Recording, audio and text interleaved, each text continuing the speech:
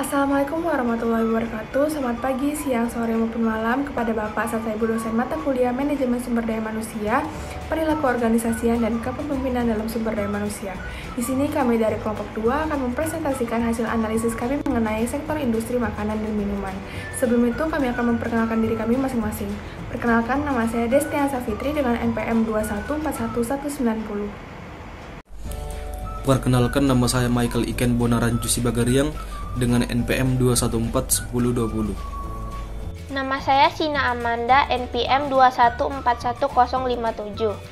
Kenalkan, nama saya Serina dengan NPM 2141081.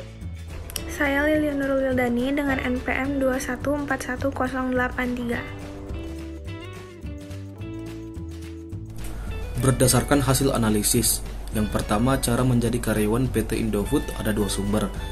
A. Sumber internal, yaitu dengan kenaikan jabatan maupun job rotation. Kemudian yang B. Eksternal, berasal dari luar perusahaan seperti diumumkan melalui iklan di media sosial. Yang kedua, proses rekrutmen. Yang A. Permohonan personal requisition.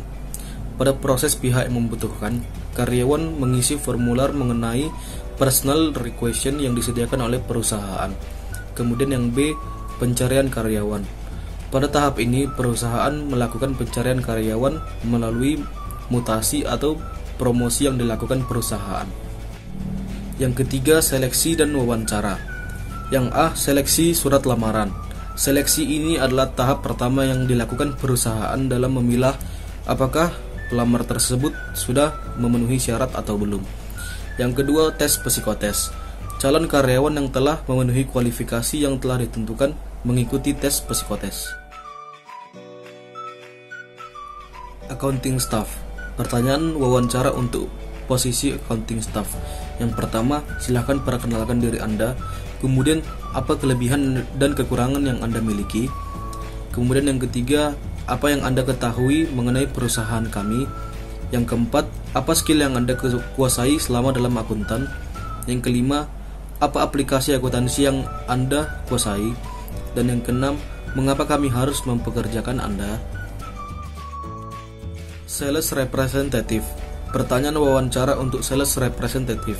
Yang pertama, silahkan perkenalkan diri Anda. Kemudian yang kedua, apa kelebihan dan kekurangan yang Anda miliki.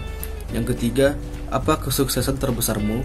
Yang keempat, apakah Anda pernah melakukan kegagalan dalam menjalankan proses penjualan. Yang kelima, apa yang Anda ketahui mengenai perusahaan kami. Dan yang keenam, mengapa kami harus mempekerjakan Anda. Sina Amanda, NPM 2141057. Selanjutnya kita masuk ke training. Setelah resmi menjadi karyawan, perusahaan akan melakukan training kepada karyawan baru yang disebut sebagai induction training. Training atau pelatihan dianggap sebagai alat untuk HRD. Pelatihan memiliki potensi besar dalam transfer dan pemanfaat pengetahuan teknis terbaru, pengembangan kepemimpinan, pengorganisasian orang, pembentukan kelompok swadaya, mobilisasi orang serta sumber daya, pemberdayaan dan pengembangan kewirausahaan, dan lain-lain. Hal ini dianggap sebagai komponen penting dari HRD. Menurut Shibi Memoria, pelatihan adalah proses mempelajari serangkaian perilaku terprogram. Ini merupakan penerapan serta upaya untuk meningkatkan kinerja pada pekerja dan mempersiapkan pekerja untuk pekerjaan yang diinginkan. Tujuan training yaitu bisanya agar mendapatkan performa kinerja sesuai dengan yang diinginkan oleh perusahaan, kualitas seseorang yang dulunya kurang baik atau kurang memungkinkan menjadi lebih baik. Manfaat training yaitu untuk menutup kesenjangan antara kinerja saat ini dan kinerja masa depan yang diharapkan. Pelatihan berada di bawah fungsi HRD yang telah dikatakan sebagai fungsi penting dari HRM. Setiap individu akan merasa terbantu dengan menunjukkan area yang dibutuhkan perbaikan sebagai akibat dari masalah yang diangkat dalam proses penilaian kerja dan kebutuhan jalur karir mereka. Selanjutnya kita masuk ke penilaian kinerja. Pada PT Indofood, penilaian kinerja yang dilakukan di perusahaan ini adalah melalui metode Balanced Scorecard. Penilaian kinerja merupakan bagian dari proses manajemen kinerja, yang merupakan kumpulan komunikasi selama periode tertentu antara manajemen dan karyawan. Melalui analisis pekerjaan dan penilaian kinerja, perusahaan dengan mudah mengelola karyawan mereka dan mengarahkan mereka untuk mencapai tujuan perusahaan. Penilaian kinerja melibatkan demonstrasi dan penerapan pengetahuan, keterampilan dan kebiasaan kerja melalui apa yang dikenal sebagai tugas kinerja. Selanjutnya ada peraturan kerja. Peraturan kerja yang ditetapkan pada sebuah perusahaan bertujuan sebagai pedoman serta mendisiplinkan para karyawan selama melakukan pekerjaan. Peraturan kerja adalah peraturan yang ada di dalam suatu perusahaan atau organisasi yang harus ditaati atau dilakukan karyawan selama jam kerja atau selama karyawan berada di lingkungan organisasi. Peraturan kerja pada perusahaan bertujuan untuk mempererat hubungan kerja yang harmonis untuk perusahaan dan karyawan. Hal ini berupaya untuk menciptakan ketenangan serta kepuasan bagi kedua belah pihak demi mewujudkan produktivitas perusahaan. Selanjutnya yaitu mengenai keamanan dan keselamatan kerja atau biasa disebut dengan K3. Komitmen penerapan K3 diterapkan oleh perusahaan menggunakan internal memorandum yang dilakukan setiap 1 tahun sekali dan akan dilakukan revisi apabila mengalami perubahan sewaktu-waktu. Penerapan K3 pada PT Indofood adalah sebagai berikut. Yang pertama, PT Indofood memberikan kondisi kerja yang aman bagi seluruh pekerja di perusahaan. Perusahaan menjamin standar kinerja yang tinggi dan terus berupaya untuk mengurangi kecelakaan kerja. Kebijakan K3 diterapkan oleh PT Indofood memasang tulisan berisi Undang-Undang Nomor 1 Tahun 1970 mengenai keselamatan kerja di kantor P2 K3.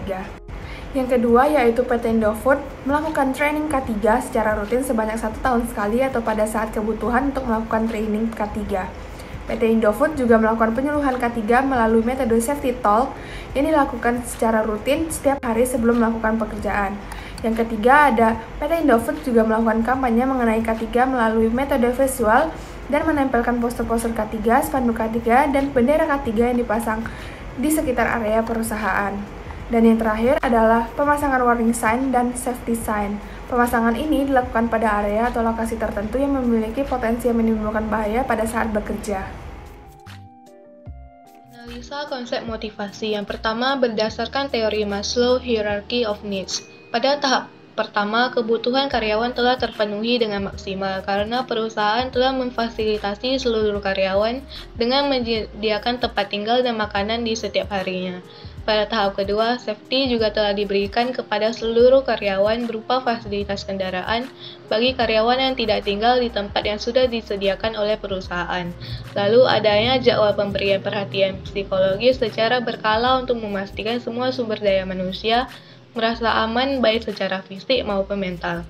Pada tahap ketiga, esteem yang dilakukan pada PT Indofood sudah cukup baik. Perusahaan sudah cukup sering memberikan penghargaan bagi pekerja yang memiliki kinerja yang baik serta berprestasi. Hal ini dikarenakan perusahaan ingin memberikan sebuah aspirasi bagi karyawan sekaligus memotivasi karyawan lainnya dalam meningkatkan kinerjanya. Perusahaan juga bisa memberikan penghargaan seperti bonus gaji atau kenaikan jabatan. Sedangkan pada tahap kelima yaitu self-actualization sebagai bentuk aktualisasi diri pada karyawan. Beberapa karyawan ada yang memiliki rasa ingin berkembang atau berprestasi dan ingin mendapatkan gaji serta bonus setiap bulan. Serta para karyawan tertarik ingin melakukan inovasi-inovasi untuk perusahaannya. Maka dari itu, perusahaan perlu melakukan diskusi secara personal antara manajer dan karyawan. Dengan diskusi ini diharapkan karyawan lebih bermotivasi untuk meningkatkan kinerja dan berinovasi melalui ide serta mengimplementasikannya kepada perusahaan agar karyawan tahu bahwa idenya diterima dan didengar oleh perusahaan. Yang kedua adalah culture atau budaya.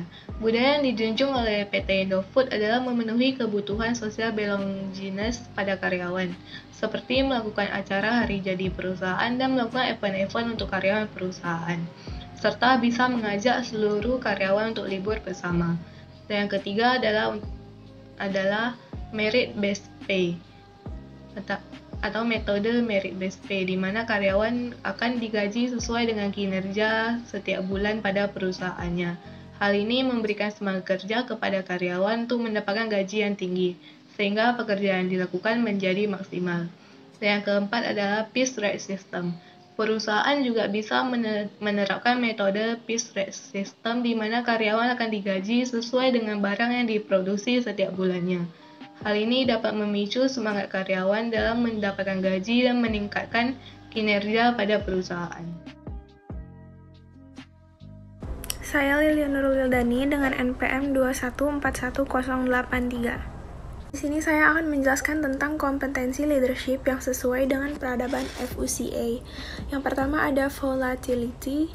Jadi pemimpin PT Indofood ini harus memiliki knowledge yang tinggi untuk memahami perubahan teknologi dan menerapkan pada perusahaannya. Pemimpin juga bisa melakukan coaching skills untuk mendapatkan informasi mengenai perubahan teknologi yang dihadapi. Yang kedua ada uncertainty.